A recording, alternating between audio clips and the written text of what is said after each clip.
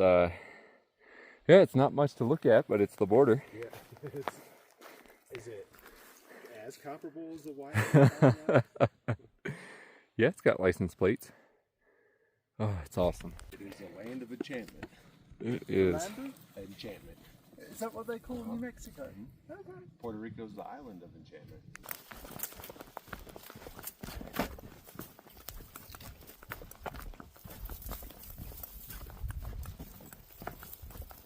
Good morning, folks. So, we are officially in New Mexico. Got up this morning at about 6 o'clock, had breakfast at the local diner, which you saw, and then got out on trail and been hiking with 15 and Full Circle for a while. Both really good people, and trying to put the foot on the gas right now because we got 32 miles to do today, and we didn't get started till about 9 p.m. or excuse me, 9 a.m. and I think we'll probably be done at about 9 p.m., 10 p.m. tonight, and then wake up around 4 a.m. tomorrow, and this is just going to be our life for the next 3 weeks until New Mexico is over. But it was surreal crossing the border. It was so cool to see those license plates. They did the same thing that Colorado did, where you got a different plate for each state. And it's so cool to see. I don't think the reality is sunk in that I'm on the last state right now, but I'm sure it will soon. Either way, pretty cool, and it's looking like the weather's going to cooperate today, and the trail has already calmed down significantly from what we were seeing in the middle of Colorado, so hopefully it keeps up and just gets more and more flat, and I will bring you on for good views.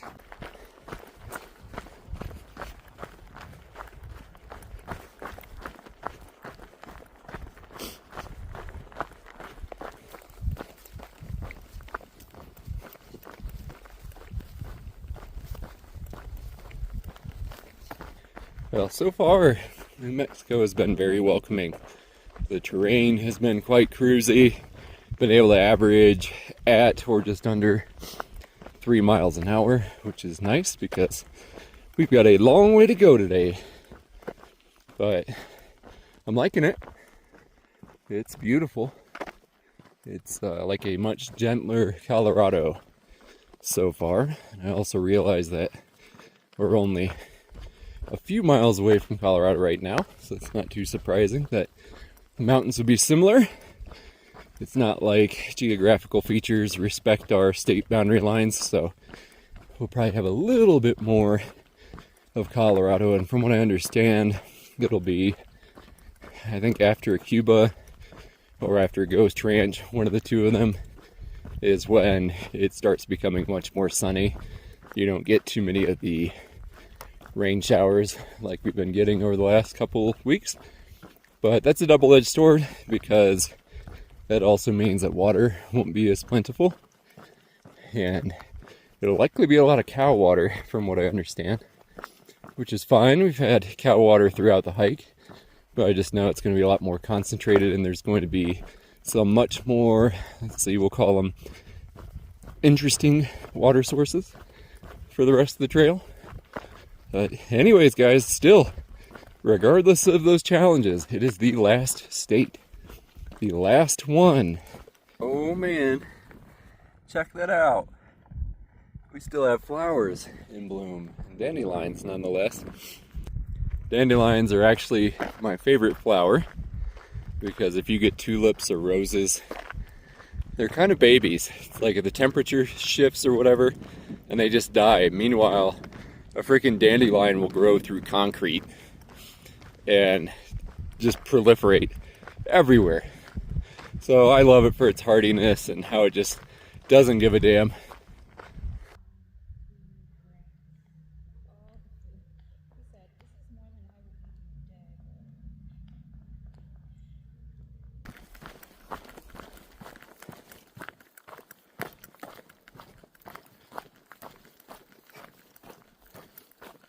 Well, that's a nice little fire ring here. in these spruce and ponderosa pines. This would be a beautiful campsite. There's just no water through here. So we were walking down a road alternate right now.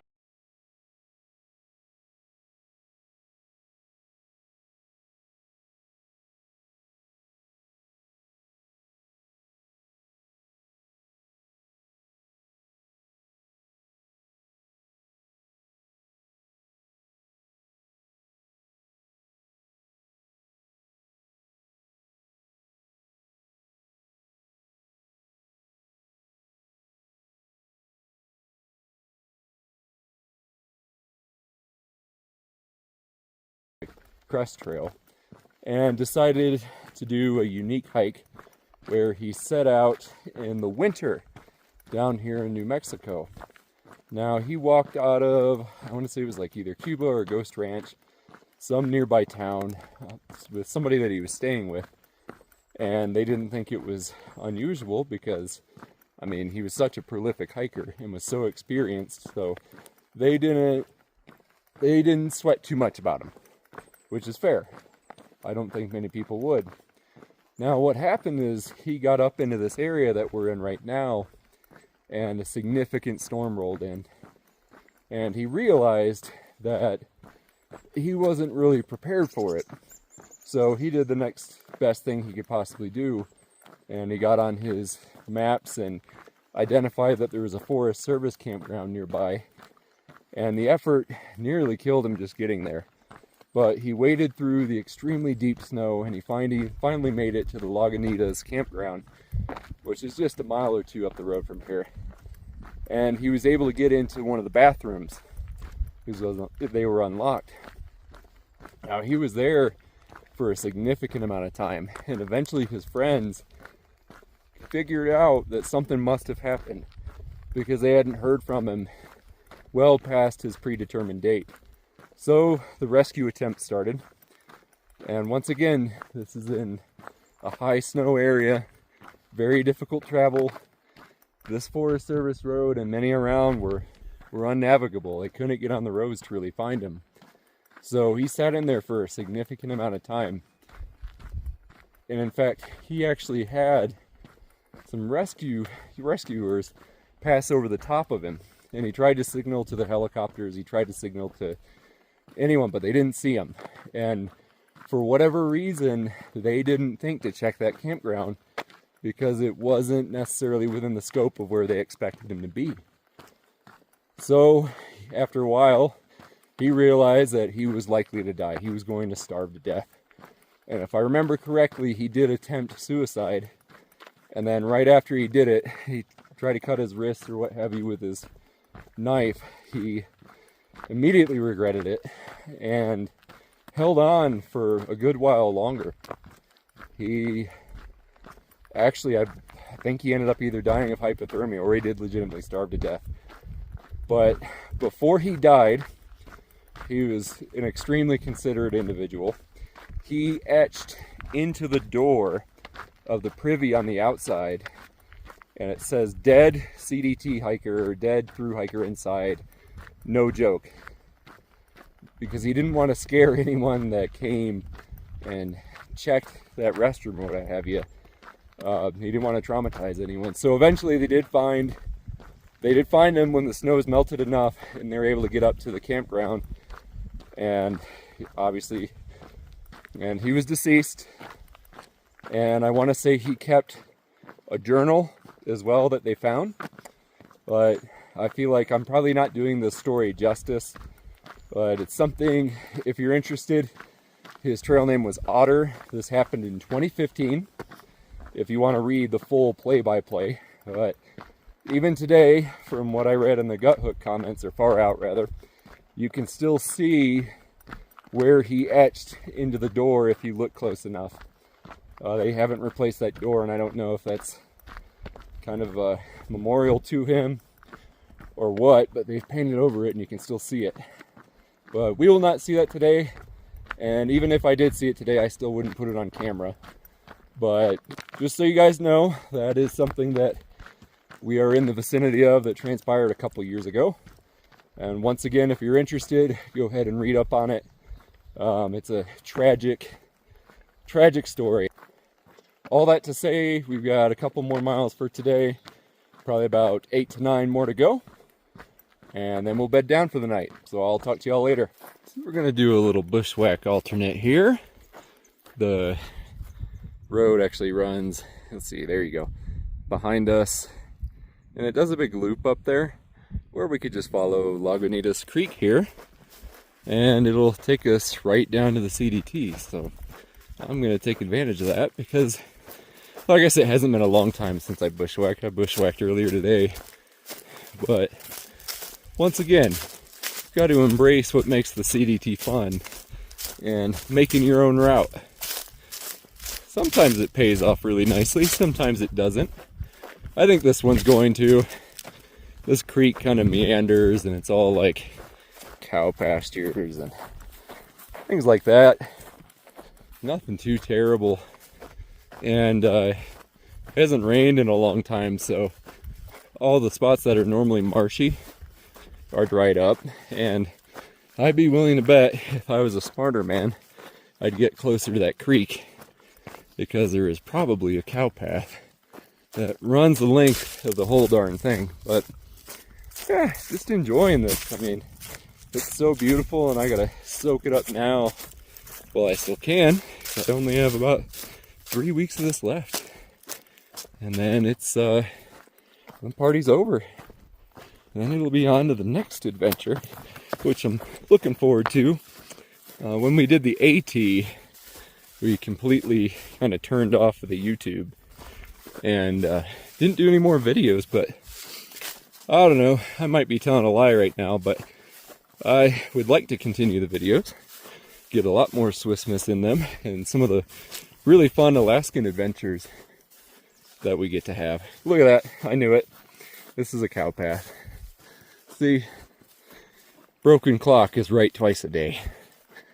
Anyways, guys, I'm gonna keep cruising on this till I connect back up with the CDT, and we'll wrap up the day shortly after that.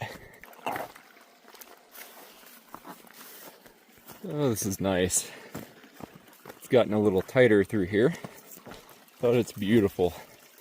And not too bad a walking, just cruising down the side here, 'cause wherever you get space, cows have made a path. That's really nice. Very serene walking alongside the creek. Well, that worked out lovely. There's the CDT right there. And we're heading that direction. And yeah, I'm gonna snag some of this delicious water.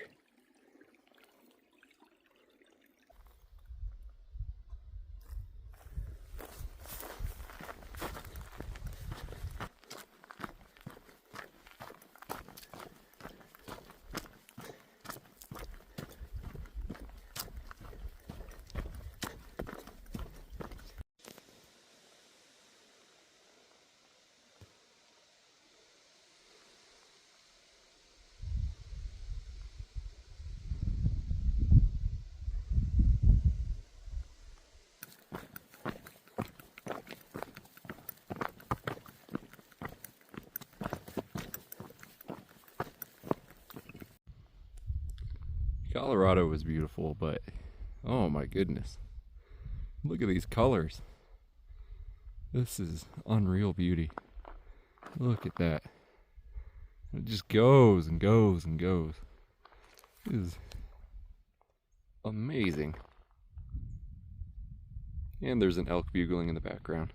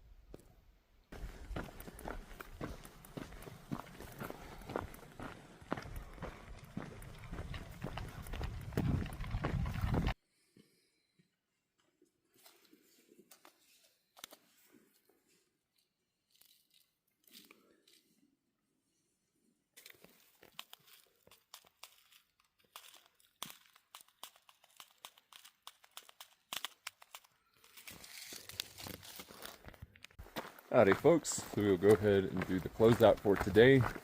Woke up this morning in Chama, New Mexico, and then hiked the 3 miles from Cumbres Gap and actually crossed into New Mexico. We are in the last state, the very last state. It's crazy, and we should be done in 3 weeks. That is the plan, is wrap this thing up in 3 weeks. I had a good day hiking on and off with Full Circle and 15. Both really great people. Really enjoy their company.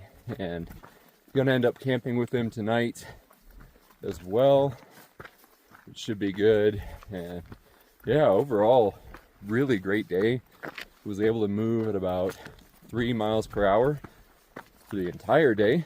Ended up getting in 27 miles, which is a little short of 32, but we didn't start until 9 a.m., a little after 9 a.m., so I'll take it. Tomorrow will be a little easier, or at least we'll have a lot more daylight to play with, because we're going to wake up at 6. Or rather, wake up at 5, get moving at 6, and that should make things a little smoother. But anyways, guys, look out for more adventures from the last state. I'll see you tomorrow.